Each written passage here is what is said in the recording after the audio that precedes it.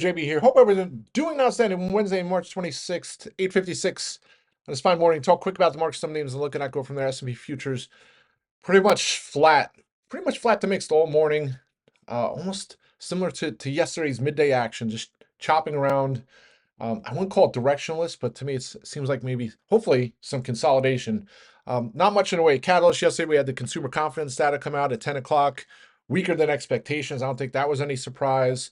Uh, then I guess we'll get the weekly jobless claims. We'll get the PC data on Friday, and then we have April 2nd, which is when all the tariffs will be unleashed. Those are kind of like the next catalysts.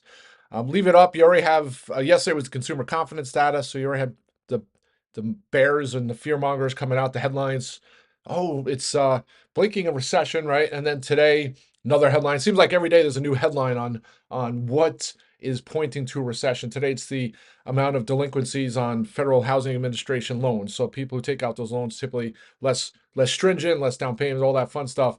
And they say, oh, usually when that happens, a recession.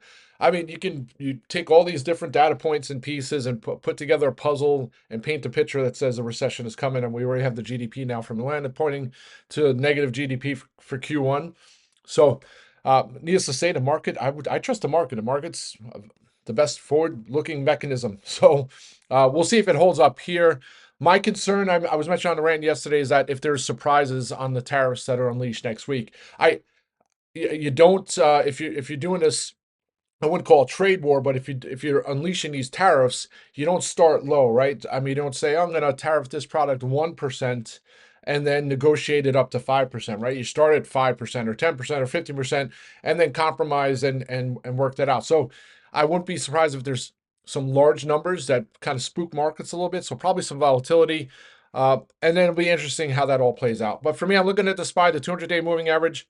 Looks like strong support, so don't want to see that break today if there is some kind of reversal.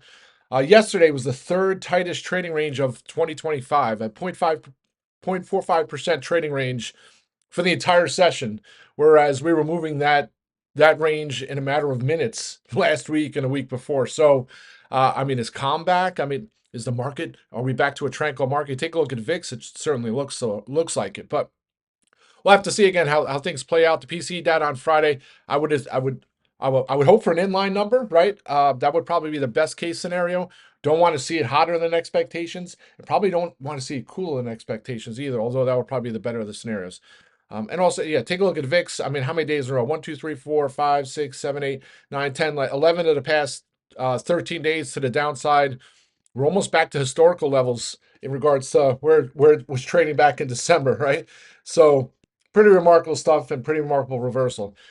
So that's kind of overall market. So now individual names. At first, obviously, I'll talk about GameStop. When I was on rant yesterday afternoon, I was talking about probably locking in my weekly strikes and getting later data strikes because I was not sure 100% guaranteed that they would come out with some kind of press release in regards to what they're going to do with their $4.6 billion cash hoard.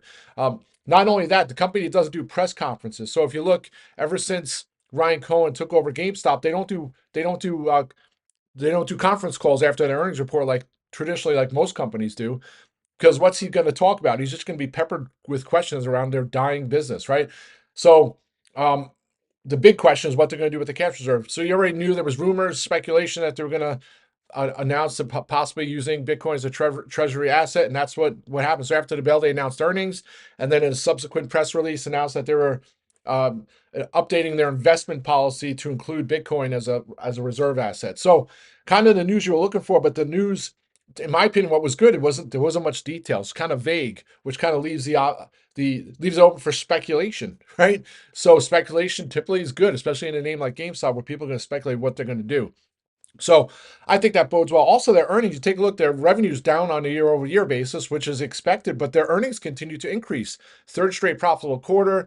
Their cash went from 4.6 billion last quarter to 4.7 billion, so nearly 100 billion increase. 100 million, excuse me. Some of that I think is some of their assets they sold off, but anyway, any way you spin it, I'm like this could be one of those. It could be like a cash cow, right? And then if you take a look at you know previous history, is a good indicator of previous performance is a great indicator of future performance. And you look at Ryan Cohen taking Chewy up against behemoths like Amazon and taking a company that you would think would be very hard to exist and taking it as a niche and making it mainstream, right? I mean, Chewy just reported some monster earnings this morning. So who would you want in charge of your $4.7 billion cash hoard? I mean, I would say Ryan Cohen's probably a good steward of that money. So I think there's just a lot of great things. And, of course, this morning you have the bearish analyst, Michael Pachter, who I used to argue back in the day, 10 years ago on Twitter. I used to argue with him on Netflix. I was a very big bull on Netflix, and he would come out and downgrade his stock. He did it for like 5 or 10 years straight before he finally turned the corner. And this is after it's ran up thousands of percent. He used to respond to me on Twitter. And so I have respect for the guy, because normally when you have trolls, or what it seemed like I was trolling him, you wouldn't respond, but he did. So he's out this morning reiterating his underperform rating on GameStop and saying it's the rich man's treasury reserve company, aka a micro strategy or strategy, because you're better off investing in strategy if you're going to invest in a company that's doing a treasury reserve for Bitcoin. So his rationale is that strategy trades 2.5 times its holdings of Bitcoin, right? So if you take the 4.6 or $4.7 billion assets or cash hoard that GameStop has, and they use that to buy Bitcoin, then you start looking at the company should be valued, maybe $20, right? So he says $5 it should drop from here.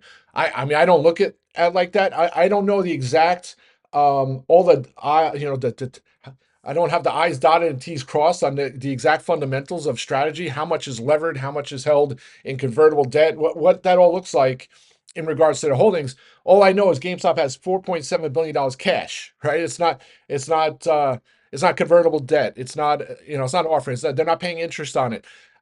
In fact, they can get interest payments on it. So I think that's just a lazy way of looking at the valuation.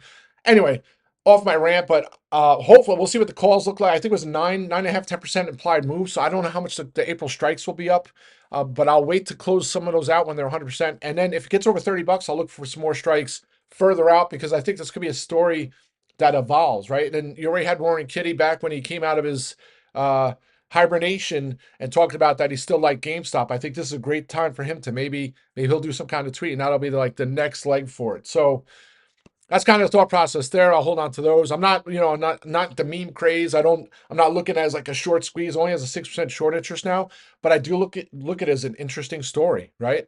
So that's the GameStop.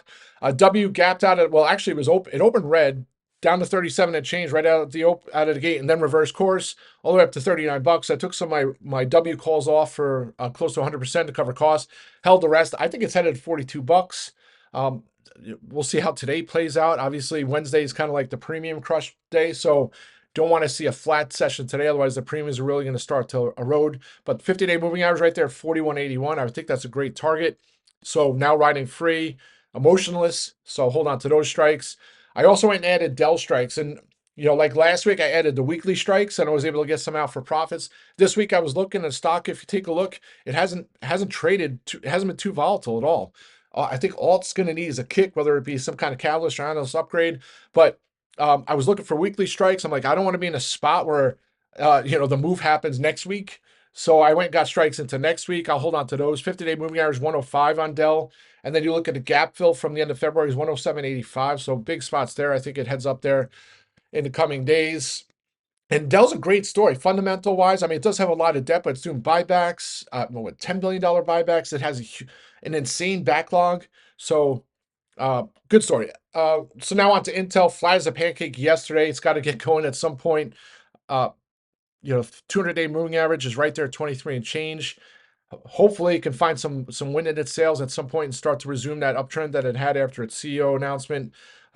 I still think this heads up near $28, not doing anything on that one.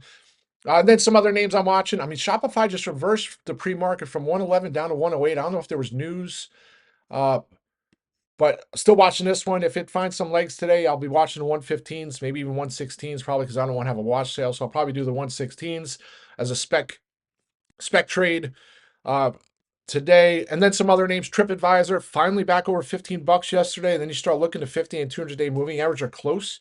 I think if it gets over 1584, look for some June strikes.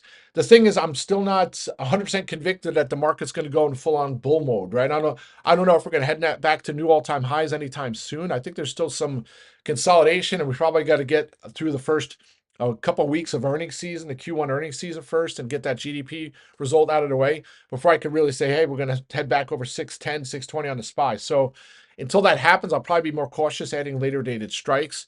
But I guess you better to add now or in the coming days than to wait for the market to finally to react, because by that time it might be too late, right? You might be paying more on premiums, but we'll see how that plays out. I'm still eyeing restoration. Hardware took a breather yesterday. The closer it gets to Friday, the premiums start to get less expensive. So that could be interesting. Also, I mean, I keep watching Baidu. It's just tough for me. If you take a look, the Hang Seng and the index went from being, bull market mode to being in correction mode in a matter of a week. So being a little cautious there. At some point, maybe I'll revisit Baidu. Wind was running out of nowhere yesterday, almost up to over $89. I mean, such a great story. It seems like it's been stuck in the 80s for, 80s and then mid 90s, but it doesn't stay long in the mid 90s. It always seems to reverse course. At one point, I'll look to add some wind. They have their Saudi Arabia or United Arab Emirates location that they're building. That could be the next leg of their growth, right? I think they're the first casino to be operating there, right? And who knows if that's going to be similar financials than Macau, right? Macau's the monster. So anyway, that's it, folks. Have a great day. I'll be back on audio later. Rock and roll.